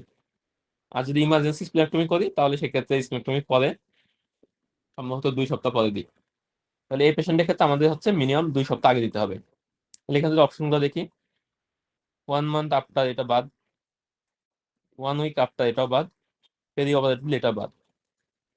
তাহলে অবশ্যই স্প্লেক্টমি আগে দিতে হবে এবং মিনিমাম 2 সপ্তাহ ব্যবধান থাকতে হবে, তাহলে এটাও বাদ। তাহলে 1 মান্থ বিফোর, সরি এটা আছে রাইট আনসার, ওটা কেটে দিলাম। তাহলে এটা মুখস্থ করছেন, এটা মুখস্থ করে নেবেন যে ইলেকটিভ স্প্লেক্টমি যদি আমরা কোনো পেশেন্ট করতে চাই তাহলে অ্যাটলিস্ট 2 সপ্তাহ আগে আমাদের পেশেন্টকে ভ্যাকসিনেশন করতে হবে।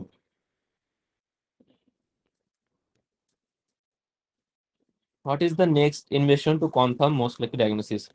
72-year-old woman presents with back pain. She also feels generally weak. An X-ray of her back shows multiple vertebral collapses with lytic lesions. In addition, she has had an episodes of shingles over the last 6 months. তাহলে old age, back pain আছে, পেশেন্টের lytic lesion and vertebral collapse আছে, আর একটা ইনফেকশনের history আছে। Diagnosis কি হবে তাহলে? Multiple myeloma. Multiple myeloma. এই সিনারিও সবগুলো একই রকম, এরকমই পাবেন। মাল্টিপল মাইলোমার একটা ইম্পর্টেন্ট সিনারিও হচ্ছে ফিচার হচ্ছে রিকারেন্ট ইনফেকশন থাকতে পারে, বা যেগুলো অপরচুনিস্টিক ইনফেকশন বলে সেগুলো হতে পারে। তাই এখানে ডায়াগনোসিস হচ্ছে মাল্টিপল মাইলোমা। পেশেন্টের বয়স বেশি, ব্যাক পেইন আছে, তারপর হচ্ছে লাইটিক লেশন আছে, আর হচ্ছে ইনফেকশনের হিস্ট্রি আছে। তাহলে কনফার্ম করবেন কিভাবে ডায়াগনোসিস? সেরাম ইলেক্ট্রোফোরেসিস। সেরাম ইলেক্ট্রোফোরেসিস। তাহলে মাল্টিপল মাইলোমা ডায়াগনোসিস করি সেরাম অথবা ইউরিনারি প্রোটিন ইলেক্ট্রোফোরেসিস দিয়ে। আর একটা আমরা যেটা করতে পারি নতুন লাইটিজেশন দেখার জন্য হোল বডি এমআরআই। তাহলে এটা অনেক সময় এমআরসিবি তে কোশ্চেন দেয় যে imaging investigation of choice of multiple myeloma, সেক্ষেত্রে হবে হোল বডি এমআরআই আমাদের এফসিএস পরীক্ষার জন্য বা যদি প্রোটিন ইলেক্ট্রোফোরেসিস অপশনে থাকে তাহলে সেরাম বা ইউরিনারি প্রোটিন ইলেক্ট্রোফোরেসিস ইনভেস্টমেন্ট হবে। ইলেক্ট্রোফোরেসিস দেখার সময় একটু পরীক্ষায় খেয়াল করে দেখবেন, অনেক সময় হিমোগ্লোবিন ইলেক্ট্রোফোরেসিস অপশনে থাকে, ইলেক্ট্রোফোরেসিস দেখে যেন হিমোগ্লোবিন ইলেক্ট্রোফোরেসিস অ্যান্সার না করে দেন অনেক সময়। তাহলে প্রোটিন ইলেক্ট্রোফোরেসিস না হিমোগ্লোবিন ইলেক্ট্রোফোরেসিস এটা একটু খেয়াল করে অ্যান্সার করবেন। Which one of the following is the most likely cause of her thrombocytopenia? Patient platelet count আছে 11,000। 74-year-old woman presents with 2 days history of extensive bruising. She has a history of ischemic heart disease and is heavy smoker. Her regular medication is amlodipine and aspirin. She had recently started quinine sulfate for night cramps. তাহলে 74 বছর বয়সে একজন মহিলা আছে, ব্রুইসিং নিয়ে আসছে, সে আগে থেকে অ্যামলোডিপিন এবং অ্যাসপিরিন খায়, রিসেন্টলি সে কুইনিন শুরু করছে, এখন আসছে থ্রোম্বোসাইটোপেনিয়া নিয়ে। থ্রোম্বোসাইটোপেনিয়া কজ কি? অ্যান্সার কি হবে? Drug induced. Drug induced thrombocytopenia, excellent.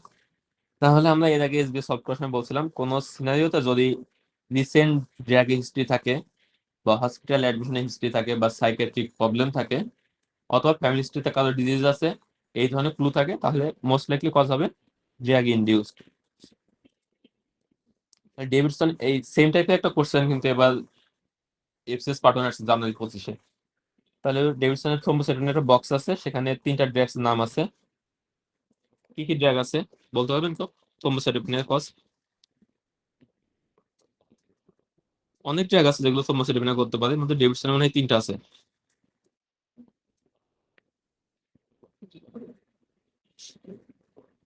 আচ্ছা, এবার পরীক্ষা যেটা পড়ছে সেটা হচ্ছে ভ্যানকোমাইসিন। এরকম একটা সিনারিও দেওয়া ছিল, পেশেন্টের ইনফেক্টিভ এন্ডোকার্ডিটিস হয়েছে, এরপর ট্রিটমেন্ট শুরু করেছে, ট্রিটমেন্ট শুরু করার পরে প্লেটলেট কাউন্ট কমে গেছে, হুইচ ড্রাগ ইজ রেসপন্সিবল? তাহলে অ্যান্সার ছিল ভ্যানকোমাইসিন। এখানে একটা পাইলাম হচ্ছে কুইনাইন, আর একটা হচ্ছে আমরা যেটা খুব কমনলি পড়তেছি কয়েকদিন ধরে, হেপারিন। তাহলে ডিভিটি একটা পেশেন্ট আসছে, আপনি ট্রিটমেন্ট শুরু করছেন, প্লেটলেট কমে গেছে, অ্যান্সার হবে হেপারিন। ইনফেক্টিভ এন্ডোকার্ডিটিস বা সেপসিস বা অন্য কোনো ইনফেকশন নিয়ে আসছে, অ্যান্টিবায়োটিক শুরু করছেন, অ্যান্সার হবে ভ্যানকোমাইসিন। আর যদি নাইট ক্র্যাম্প থাকে বা কুইনাইন একটা কোথায় দিই, সম্ভবত ম্যালেরিয়াতে ইউজ করি, তাহলে এই ধরনের কোনো একটা পেশেন্ট আসছে, আপনি ট্রিটমেন্ট শুরু করছেন, প্লেটলেট কমে গেছে, অ্যান্সার হবে ডায়াগনোস থ্রোম্বোসাইটোপেনিয়া, অ্যান্সার হবে কুইনাইন। তাহলে এই ড্রাগগুলা মুখস্থ করে নেবেন। Which one of the following additional factors is most likely to aid iron absorption? তাহলে আয়রন অ্যাবজর্পশনে কোন ফ্যাক্টর হেল্প করে? মানে এটা হচ্ছে physiology question. Injection of vitamin C. Injection of vitamin C, excellent. তাহলে ভিটামিন সি ইনজেকশন করলে iron absorption বাড়ে, এই জন্য আমরা অনেক সময় আয়রন ডিফিসিয়েন্সি অ্যানিমিয়া পেশেন্টগুলোর ক্ষেত্রে সাপ্লিমেন্টেশনে ভিটামিন সি প্রেসক্রাইব করি। বাকি অপশনগুলো যদি আমরা দেখি, তাহলে টি অ্যান্ড কফি এগুলা আয়রন অ্যাবজর্পশন ইনহিবিট করে। ব্রেডে একটা সাবস্টেন্স থাকে ফাইটেট হচ্ছে আয়রন অ্যাবজর্পশন কমায়। এটা হচ্ছে ফেরিক ট্যাবলেট, আমরা জানি যে আয়রনটা অ্যাবজর্পশন হয় মেইনলি ফেরাস ফর্মে বেশি অ্যাবজর্পশন হয়, তাহলে ফেরিক ফর্মে দিলে কম অ্যাবজর্পশন হবে। অ্যান্টাসিড, পিপিআই এগুলো হচ্ছে আয়রন অ্যাবজর্পশন ইনহিবিট করে। হ্যাঁ, তারপর কোইন্সিডেন্ট ক্রনিক অস্টিওমাইলাইটিস, তাহলে যে কোনো ক্রনিক ইনফ্ল্যামেশনের ক্ষেত্রে আয়রন অ্যাবজর্পশন কম হবে। কেউ বলতে পারবেন কেন কম হবে আয়রন অ্যাবজর্পশন? ক্রনিক ইনফ্ল্যামেশনের সাথে আয়রন অ্যাবজর্পশনের রিলেশনটা কি? অ্যানিমিয়া অফ ক্রনিক ডিজিজ আমরা পড়ছিলাম, একটা সাবস্টেন্স বেশি রিলিজ হয়, মনে আছে? হেপসিডিন। হেপসিডিন। তাহলে যে কোনো ক্রনিক ইনফ্ল্যামেশনের ক্ষেত্রে হেপসিডিন বেশি বেশি রিলিজ হয়, আয়রন অ্যাবজর্পশনটা কম হয়। তাহলে হেপসিডিনের একটা ইম্পর্টেন্ট ফাংশন হচ্ছে আয়রন অ্যাবজর্পশন প্রিভেন্ট করা। হিমোক্রোমাটোসিস পেশেন্টগুলোর ক্ষেত্রে হেপসিডিন প্রোডাকশনটা কমে যায়, যে কারণে আয়রন অ্যাবজর্পশন বেশি হয় এবং পেশেন্টটা আয়রন লেভেল বেড়ে যায় এবং বিভিন্ন টিস্যুটা আয়রন ডিপ্লিশন হয়। তাহলে অ্যানিমিয়া অফ ক্রনিক ডিজিজের ক্ষেত্রে মেইন প্যাথোফিজিওলজি হচ্ছে হেপসিডিন লেভেলটা বেশি প্রোডাকশন হবে, আর হিমোক্রোমাটোসিসের ক্ষেত্রে হেপসিডিন লেভেলটা কম প্রোডাকশন হবে। তাহলে ক্রনিক ইনফ্লামেশনের পেশেন্টগুলোর ক্ষেত্রে আয়রন অ্যাবজর্পশন কম হতেছে হেপসিডিন বেড়ে যাওয়ার কারণে। সেই কোশ্চেনটা একটু এফসিবিএস এর জন্য কঠিন হয়ে যায়, তবে এমআরসিবির জন্য এটা ইম্পর্টেন্ট। এফসিপিএস ও দিতে পারে, কারণ ডেভিডসনের বক্সে এই কোশ্চেন রিলেটেড ইনফরমেশন আছে। 60-year-old woman presents complaining of feeling unwell for last 2 months. She has widespread lymphadenopathy, haemoglobin count com, anaemia আছে, ডাব্লিউসি কাউন্ট অনেক বেশি, পেশেন্টের platelet count com. Abnormal lymphocytes are present on blood film. Bone marrow aspirate shows lymphocytic infiltration. Immunophenotyping অনেক অনেক কথা লেখা আছে। Last লেখা আছে cytogenetics show translocation between 11 and 14 chromosome and translocation between 13 and 32. Mainly কোশ্চেনটা দিয়েছি আমি হচ্ছে এই অংশটার জন্য, ট্রান্সলোকেশন 11 and 14। এটা কোথায় পাওয়া যায়? Mantle cell lymphoma. Mantle cell lymphoma, excellent. তাহলে ডেভিডসনের lymphoma, non Hodgkin lymphoma, Hodgkin lymphoma, এখানে একটা বক্স আছে, এখানে কয়েকটা ট্রান্সলোকেশনের কথা বলা আছে। এর মধ্যে একটা আছে ম্যান্টেল সেল লিম্ফোমা, যেখানে ট্রান্সলোকেশন 11 এবং 14 থাকে। আর ডেভিডসনের বক্সে যেহেতু আছে, সব পরীক্ষায় আসার মতোই। আর ট্রান্সলোকেশন আমরা অলরেডি কয়েকটা পড়ছি, 922 পড়ছি সিএমএল, 11-14 পড়লাম হচ্ছে ম্যান্টেল সেল লিম্ফোমা। এরপর আসছে 15-17, এটা হচ্ছে অ্যাকিউট প্রোমাইলোসাইটিক লিউকেমিয়া। একটা আছে 8-14, এটা হচ্ছে বালপিটস লিম্ফোমা। আর একটা হচ্ছে 14-16 মনে হয়, এটা হচ্ছে ফলিকুলার লিম্ফোমা। তাহলে যেগুলো ট্রান্সলোকেশন বললাম, এই সবগুলো ডেভিডসন আছে, কোনোটা বক্সে আছে, কোনোটা চিপাই চাপাই আছে। ডেভিডসন যেহেতু আছে, সব পরীক্ষা দেওয়ার মতো, আর এগুলো এমআরসিপি তে রেগুলারই আসে। আর এখন যদি কোশ্চেন দেখেন, সিপিএস এর প্যাটার্ন গুলো কিন্তু এমআরসিপি মতন করতেছে, তো সবগুলো ইম্পর্টেন্ট। এই পাঁচটা একটু দেখে নিয়ে মুখস্থ করেন, এটা আসলে মুখস্থ একটু কঠিন। সিএমএল টা আর এপিএমএল টা তো কমন, এগুলো সবসময় দেখায়, বাকি তিনটা, এই তিনটা একটু মুখস্থ করে। তাহলে এটা অ্যান্সার হচ্ছে mental cell lymphoma. Which one of the following features is most suggestive of megaloblastic anaemia? এটা তো খুবই ইম্পর্টেন্ট একটা কোশ্চেন, ডিভিশন আছে, এর আগে পরীক্ষায় আসছে। কি হবে answer? Hypersegmented neutrophil in the peripheral blood. Hypersegment, yes. তাহলে এখানে রাইট অ্যান্সার আছে hypersegmented neutrophil in peripheral blood film. এখানে যে কটা অপশন আছে, atrophic gastritis, pancytopenia, low reticulocyte count raised, LDH, সবগুলো হচ্ছে মেগালোব্লাস্টিক অ্যানিমিয়া ফিচার। এর মধ্যে মোস্ট সাজেস্টিভ হচ্ছে হাইপারসিগমেন্টেড neutrophil.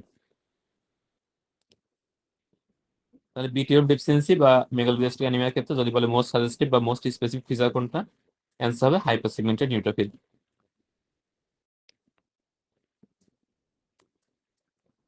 Which one of the following is the most likely diagnosis? A 58-year-old patient has been complaining of unwell for last 6 months. Night sweating আছে, weight loss আছে, reciprocal translocation আছে, 922 chromosome translocation. তাহলে এই question গুলো pass medicine pass test দেখলাম খুবই frequently আসে, তাহলে এগুলো পরীক্ষার জন্য খুবই ইম্পর্টেন্ট, মুখস্থ করতে হবে খুব ভালো করে। অ্যান্সার কি অলরেডি ডিসকাস করে ফেলছি এগুলো।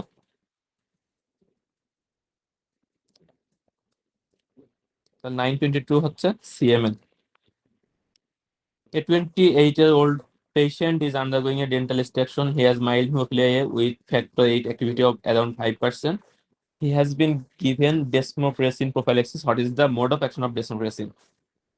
মানে ডেভিডসন আছে ওই কথা লেখা, ডেসোপ্রেসিন এর মোড অফ অ্যাকশন কিভাবে কাজ করে হিমোফিলিয়াতে। তাহলে হিমোফিলিয়া এবং ভন উইলিয়াম ডিজিজ দুইটা ক্ষেত্রে কিন্তু আমরা ডেসোপ্রেসিন ইউজ করি।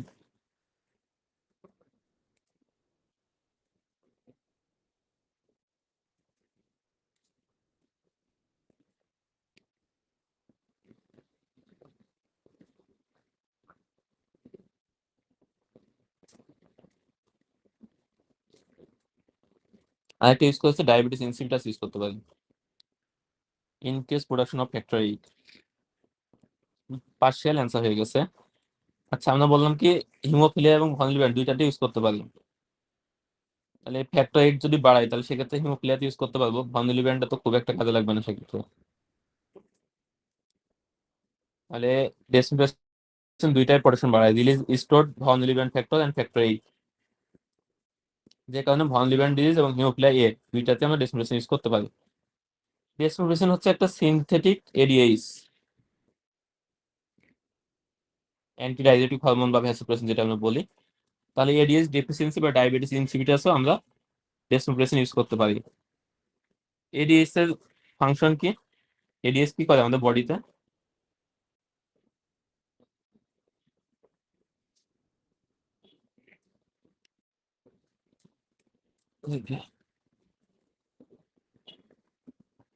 তাহলে নামের মধ্যে বলছে অ্যান্টি ডায়াবেটিক হরমোন, মানে এটা ডায়াবেটিস করতে দিবে না। ইয়েস, ওয়াটার দিয়ে অ্যাবজর্পশন করে।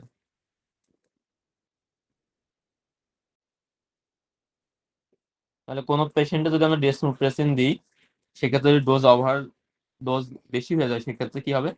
এক্সেসিভ ওয়াটার রিঅ্যাবশন হতে পারে, পেশেন্টের ওয়াটার ইনটক্সিকেশন হতে পারে। তাহলে ডেসমোপ্রেসিনের একটা অ্যাডভার্স হচ্ছে ওয়াটার ইনটক্সিকেশন। যদি বেশি বেশি ফ্লুইড অ্যাবজর্পশন হয়ে যায়, তাহলে সেক্ষেত্রে পেশেন্টটা হাইপোনেট্রিয়া ডেভেলপ করতে পারে। তাহলে যেসব পেশেন্টের হাইপোনেট্রিয়া আছে তাদের ক্ষেত্রে এডিএস দেওয়া যাবে না, এই ভ্যাসোপ্রেসিন দেওয়া যাবে না।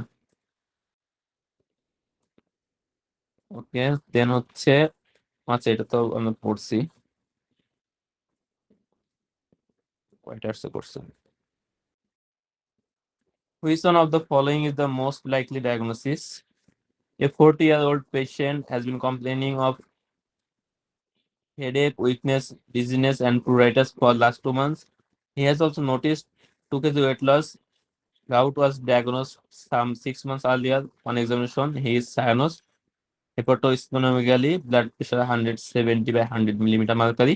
Which one of the following is the most likely diagnosis?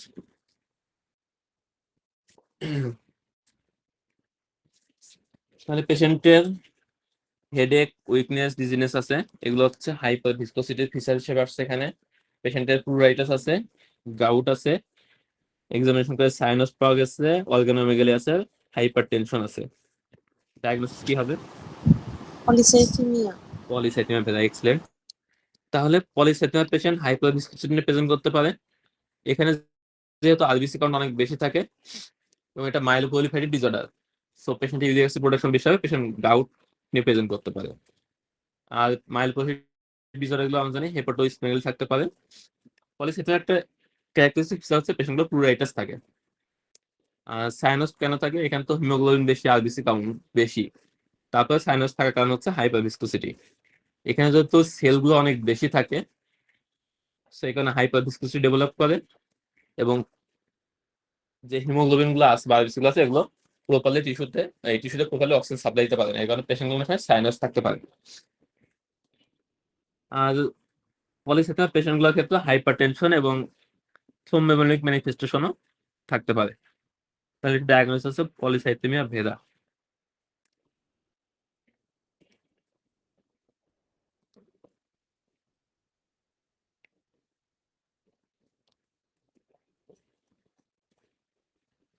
এটা হচ্ছে আজকে last question. In addition to omitting warfarin, what is the most important therapeutic intervention? 74-year-old man who takes warfarin for atrial fibrillation presents to the hematology clinic with a single episode of melena. Single episode of melena, INR 7.9, hemoglobin reduced. Patient is otherwise well and hemodynamically stable. Treatment কি হবে তাহলে? Vitamin K injection. Vitamin K injection. Okay, তাহলে ওয়ারফেরিনের toxicity management, এটা হচ্ছে ইসের জন্য খুবই ইম্পর্টেন্ট, এমএসএপির জন্য। ডেভিডসনের শর্টকাট লিখ আছে, তবে মোটামুটি সব ইনফরমেশন দেওয়া আছে।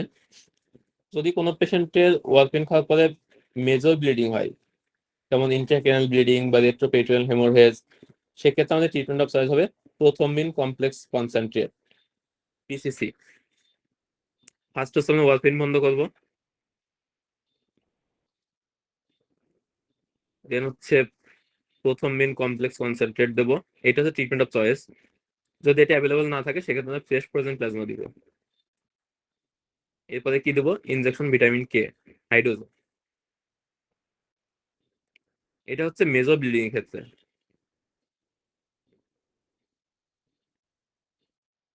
আর যদি পেশেন্টের মাইনর ব্লিডিং থাকে, যেমন এপিস্টেক্সিস, তারপর হচ্ছে পালপুরা বা পেটিচি বা মেলেনা, এই ধরনের যদি ব্লিডিং থাকে, মাইনর ব্লিডিং এবং আচ্ছা মেলেনা ক্ষেত্রে বর্ণনা ক্ষেত্রে মেজো ব্লিডিং হইতেছে না, আমরা এটা বুঝতে পারি হিমোডিনামিক স্ট্যাটাস দেখে। তাহলে মেজো ব্লিডিং হইলে হিমোডিনামিক্যালি পেশেন্ট আনস্টেবল থাকবে, অথবা এই যে ইন্টারক্রানিয়াল হেমোরেজের ফিচার থাকতে পারে, মানে স্ট্রোকের ফিচার থাকতে পারে। আর মাইনর ব্লিডিং ক্ষেত্রে পেশেন্টের হিমোডিনামিক স্ট্যাটাস স্টেবল থাকবে। তাহলে মাইনর ব্লিডিং এর ক্ষেত্রে আমরা ফার্স্ট হচ্ছে ওয়ার্ফিন বন্ধ করব, আর সেকেন্ড হচ্ছে ইনজেকশন ভিটামিন কে দিব। আর পেশেন্টের যদি কোনো ব্লিডিং না থাকে, ব্লিডিং নাই, শুধু আয়রনেরটা বেশি আছে, সেক্ষেত্রে আমরা ওয়ারফেরিনটা বন্ধ করতে পারি অথবা ডোজ কমাইতে পারি। ওয়ারফেরিন বন্ধ করব অথবা ডোজ কমাবো, আর ওরাল ভিটামিন কে দিব। এটা হচ্ছে শর্টকাট ম্যানেজমেন্ট। আর যারা এমআরসি পরীক্ষা দিবেন তাদের হচ্ছে ডিটেলস একটা বক্স আছে ওয়ারফেরিন ম্যানেজমেন্টের, ওয়ারফেরিন টক্সিসিটি ম্যানেজমেন্টের। পাঁচ মেডিসিন একটা বক্স আকারে দেওয়া আছে, এটা পুরোটা করতে হবে। তাহলে বিভিন্ন সিনারিও পরীক্ষা কোশ্চেন আসতে পারে। মেজর ব্লিডিং নিয়ে আসতে পারে, মাইনর ব্লিডিং নিয়ে আসতে পারে, অথবা পেশেন্টের কোনো ব্লিডিং নাই, যার শুধু আয়রনেরটা অনেক বেশি আছে। আয়রনের বেশির মধ্যে আবার একটা থাকতে পারে 8-এর কম, আর একটা হচ্ছে 8-এর বেশি, দুইটা ম্যানেজমেন্ট আলাদা। তাহলে এমআরসি পরীক্ষা দেওয়ার জন্য যা দিবেন তারা ওইগুলো দেখে নেবেন। আর এফসিএস এর জন্য এটুকু জানলে হবে যে মেজর ব্লিডিং এর ক্ষেত্রে প্রথমিন কমপ্লেক্স কনসেন্ট্রেট হচ্ছে ট্রিটমেন্ট অফ চয়েস, অ্যাভেলেবল হচ্ছে ফ্রেশ ফ্রোজেন প্লাজমা, এর সাথে ওয়ারফিন বন্ধ করতে হবে, ইনজেকশন ভিটামিন কে দিতে হবে। মাইনর ব্লিডিং এর ক্ষেত্রে ওয়ারফিন বন্ধ করে ইনজেকশন ভিটামিন কে দিব। আর যদি ব্লিডিং না থাকে সেক্ষেত্রে আমরা জাস্ট ওয়ারফিনের ডোজ কমাবো বা ওমিট রাখবো, আর ওরাল ভিটামিন কে দিতে পারি। তাহলে ওয়ারফিন টক্সিসিটি ম্যানেজমেন্ট একটু পরে নিবে। ওকে। আচ্ছা, আর কোশ্চেন কোশ্চেন আছে? আমার একটা কোশ্চেন আছে, last question. Which one of the following is the most appropriate next intervention? A 19-year-old woman who is currently undergoing intensive chemotherapy for a hematological malignancy comes to the emergency department having suffered a fever and sore throat over the past 72 hours. On examination, her temperature is 38.5 degrees Celsius, BP pulse normal, regular. There is clear evidence of pharyngitis and freckles at the right base on auscultation. Investigation: patient is anemic, neutrophil count very low, platelet count low, sodium potassium creatinine low. তাহলে patient একটা intensive chemotherapy পাইতেছে, পেশেন্টের pneumonia আছে, pharyngitis আছে, high grade fever আছে, high grade না fever আছে, আর পেশেন্টের প্যানসাইটোপেনিয়া আছে। এর মধ্যে absolute neutrophil count very low. তাহলে ডায়াগনোসিস কি পেশেন্টের? Most likely neutropenic sepsis. এই ক্ষেত্রে আমাদের পেশেন্টের নেক্সট অ্যাপ্রোপ্রিয়েট ইন্টারভেনশন কি হবে? জিসিসিএসএফ। জিসিসিএসএফ। আর কেউ, অন্য কেউ?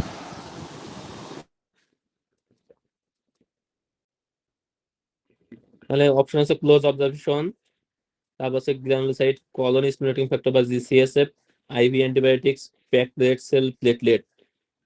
নিউট্রোপেনিক সেপসিসের ক্ষেত্রে আমাদের ফার্স্ট লাইন ম্যানেজমেন্ট কি হবে? C, IV antibiotics. আচ্ছা, আমরা কিন্তু এর আগের দিন ডিসকাস করছিলাম যে নিউট্রোপেনিক সেপসিস, সেপটিক আর্থাইটিস, যে কোনো সেপটিক কন্ডিশনে আমাদের ফার্স্ট ট্রিটমেন্ট হবে হচ্ছে আইভি অ্যান্টিবায়োটিক্স। অন্যান্য যেগুলো সমস্যা আছে সেগুলো কারেকশন পরে। তাহলে আমাদের আইভি অ্যান্টিবায়োটিক্সটা ফার্স্ট স্টার্ট করতে হবে। এক্ষেত্রে আমাদের অ্যান্টিবায়োটিক অফ চয়েস কি হবে নিউট্রোপেনিক সেপসিসের ক্ষেত্রে?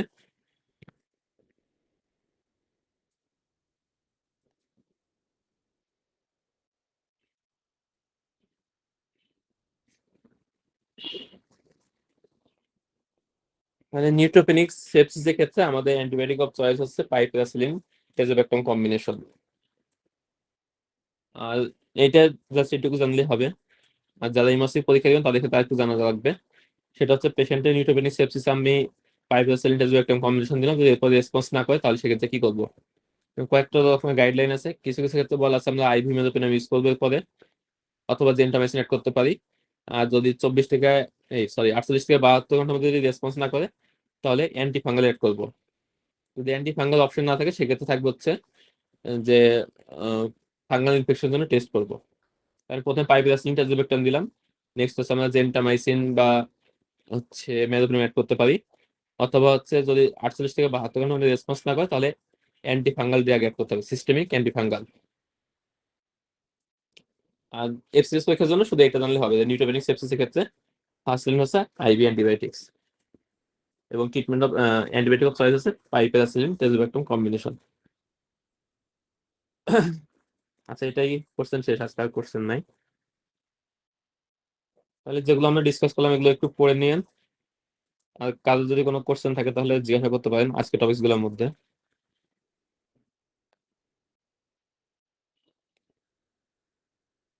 আমরা যে টপিকস গুলো আসলে ডিসকাস করছি সবগুলা কিন্তু ডেভিডসন বেসড আর কি। এফসিবিএস এ যেহেতু ডেভিডসনের বাইরে কোশ্চেন কম আসে, অনেকে পরীক্ষা পরে কমপ্লেন থাকে যে বই বাইরে থেকে বহুত কোশ্চেন আসছে। আসলে সবকিছু ডেভিডসন আছে, একটু এখানে ওখানে প্রনাউন্সিয়েশন লেখা থাকে, ওই সবগুলাই পরীক্ষার জন্য ইম্পর্টেন্ট। আর এগুলা ডেভিডসনে খুঁজলে সবগুলো অ্যান্সার পাবেন, সুন্দর করে লেখা আছে, জাস্ট একটু খুঁজে বের করতে হবে। ঠিক আছে, তাহলে কাল যদি কোনো কোশ্চেন না থাকে তাহলে আমাদের ক্লাস আজকে এই পর্যন্ত থাকবে। ঠিক আছে, ধন্যবাদ সবাইকে।